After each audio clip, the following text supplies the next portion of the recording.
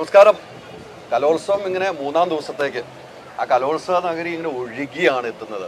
ഇപ്പോൾ എന്നോടൊപ്പം ഉള്ളത് മുകേഷ് ML. അദ്ദേഹത്തിൻ്റെ സ്വന്തം തട്ടകത്തിൽ കലോത്സവം വരുമ്പോൾ ഒത്തിരി സന്തോഷമാണ്. കുറേ ദിവസമായി അവിടെ കാണുമ്പോൾ ആ മാതിരി ഓട്ടത്തിലാണ്.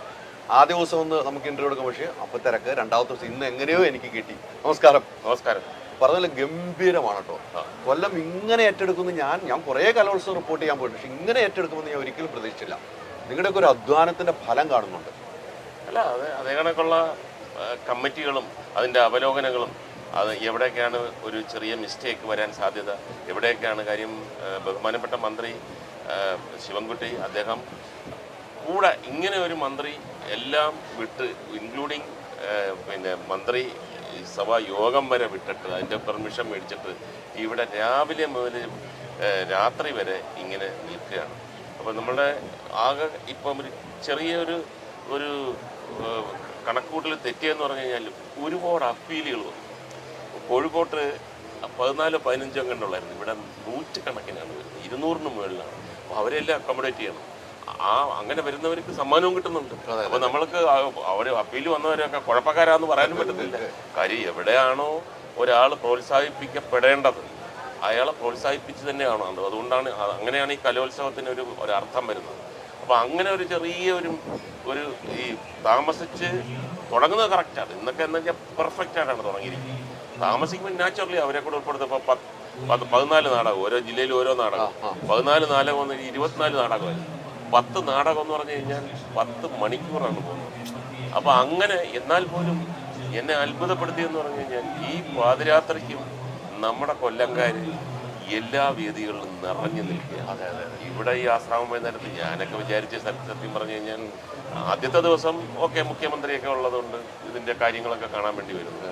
പിന്നെ രാവിലെ ഒരു 11-11:30 ആകുമ്പോൾ ഒന്ന് വന്ന് ഊണ് സമയമാകുമ്പോൾ പോയിട്ട് പിന്നെ ഒരു 4 മണിക്ക് വിട്ട് ഒരു 8 മണി എല്ലാം തകിടം മറിച്ചുകൊണ്ട് രാവിലെ നമ്മൾ വരുന്നതിനെക്കാട്ടും മുമ്പ്, ജഡ്ജസ് വരുന്നതിനെക്കാട്ടും മുമ്പേ ആൾക്കാർ ഹോളിനാണ്. അതും എത്രയോ ആൾക്കാർ, ആയിരക്കണക്കിന് ആൾക്കാർ എല്ലാ വേദികളിലേക്കും ഓടുകയാണ്. പല പല വേദികളിലേക്ക് പോകേണ്ടതിന് നമുക്ക് ഓട്ടോറിക്ഷ, നമുക്ക് കാറുകൾ, ബസ്സുകൾ ഇതെല്ലാം ഫ്രീ ആയിട്ടിട്ടിരിക്കുകയാണ്. കുട്ടികൾക്ക് ഒരു തരത്തിലുള്ള ഒരു ടെൻഷനും വരരുത്. പിന്നെ പഴയടം തകർത്തുകൊണ്ടിരിക്കും. ഈ പറഞ്ഞതുപോലെ മുകേഷേട്ടൻ കലോത്സവ ഓർമ്മകളൊക്കെ ഉണ്ട് അല്ലേ? പങ്കെടുത്തിട്ടൊക്കെ ഉള്ളതല്ലേ? ഇഷ്ടം.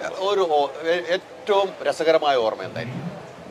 രസകരമായ ഓർമ്മ എന്ന് പറഞ്ഞാൽ ഈ നമ്മുടെ ജീവിതത്തിൽ ഉണ്ടാകുന്ന ടെൻഷനുകൾ, അതും പ്രത്യേകിച്ച് ആ കാലഘട്ടത്തിൽ ആ പ്രായത്തിലൊക്കെ ഉള്ള ടെൻഷനുകൾ ആ സമയത്ത് വിട്ടിട്ട് കുറേ കാലം കഴിഞ്ഞ് തിരിഞ്ഞു നോക്കുമ്പോൾ അതെല്ലാം കോമഡിയാണ്. നമ്മൾ പറയുമ്പോൾ തന്നെ ആ സമയത്ത് ഞാൻ അനുഭവിച്ച നാട് വിടണോ, ആത്മഹത്യ ചെയ്യണോ, ഇനി തിരിച്ച് കൊല്ലത്തെങ്ങനെ വരും എന്നൊക്കെ പറഞ്ഞിട്ട് നിൽക്കുന്ന കാര്യങ്ങൾ ഇപ്പം നോക്കുമ്പോൾ ചിരിച്ചുകൊണ്ടേ നമുക്ക് പറയാൻ പറ്റും. അപ്പോൾ എൻ്റെ ഏറ്റവും വലിയൊരു ഓർമ്മ എന്ന് പറയുന്നത്, ഞാൻ മിമിക്രി പറഞ്ഞുകൊണ്ടൊക്കെ സമയമായിരുന്നു. മിമിക്രി എന്ന് പറഞ്ഞു കഴിഞ്ഞാൽ ഒരു വരുമാന മാർഗവും കൂടെ ആയിരുന്ന സമയം. ഞാൻ പഠിച്ചുകൊണ്ടിരുന്നപ്പോഴത്തേക്ക് പല പ്രോഗ്രാം 1 മണിക്കൂർ ഞാൻ മിമിക്രി അവതരിപ്പിക്കും. ആരെങ്കിലും ഒരു സഹായി ചിലപ്പോൾ കാണും. പക്ഷേ വലിയ എമൗണ്ടൊന്നും അല്ലെങ്കിലും നമ്മളുടെ ആ കാലഘട്ടത്തിലുള്ള സിനിമ കാണാനും സ്കൂട്ടറിൻ്റെ പെട്രോൾ ഒഴിക്കാനും വൈകുന്നേരങ്ങൾ കൂട്ടുകാരുമായിട്ട് ഭക്ഷണം കഴിക്കാൻ പോകാനും ഒക്കെ തികയുന്ന പൈസയായിരുന്നു. വീട്ടിൽ നിന്ന് ഫീസ് മാത്രമേ തരുത്തുള്ളൂ. അപ്പോൾ പെട്ടെന്നൊരു ന്യൂസ് വരികയാണ്, യുവജനോത്സവം മത്സരം കൊല്ലത്താണ്, അതും SN കോളേജിലാണ് എൻ്റെ മിമിക്രി വേദി. അപ്പം ഞാനങ്ങോട്ട് ഭയങ്കരമായിട്ട് സന്തോഷിച്ചു. എല്ലാവരും പറഞ്ഞു, ഇത് നിന്റെ തട്ടകത്തിൽ, നിന്റെ തിണ്ണയിൽ വന്നിരിക്കുകയാണ്, ഇതേ കണക്കൊരു ചാൻസ് എന്നൊക്കെ പറഞ്ഞിട്ട് ആദ്യത്തെ ഞാൻ 3-4 ദിവസം എല്ലാവരും ഷെയ്ക്കാൻഡ് തരികയാണ്. നീ കലക്കും കേട്ടോ, നിനക്ക് തന്നെ എന്നൊക്കെ പറയുന്നു. പതുക്കെ അത് മാറുക. ഇനി അഥവാ കിട്ടിയില്ലെങ്കിൽ കൊല്ലംകാരുടെ സ്വഭാവം നമുക്കറിയാമല്ലോ. ഇനി അഥവാ കിട്ടിയില്ലെങ്കിൽ ആദ്യം പറയാൻ പോകുന്ന ഡയലോഗ് എനിക്കറിയാം.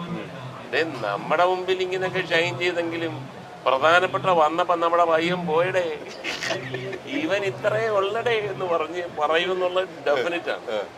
ഞാൻ എൻ്റെ കൂട്ടുകാരുടെ അടുത്തൊക്കെ പറഞ്ഞിട്ട്, ചിലപ്പോൾ നമ്മളെ ജൂനിയറായിട്ടുള്ള ഒരാളായിരിക്കും നമ്മളെ അടിച്ചു മലക്കുന്നത്, ഇതിനകത്തുനിന്ന് പിന്മാറാൻ വല്ല മാർഗമുണ്ടോ?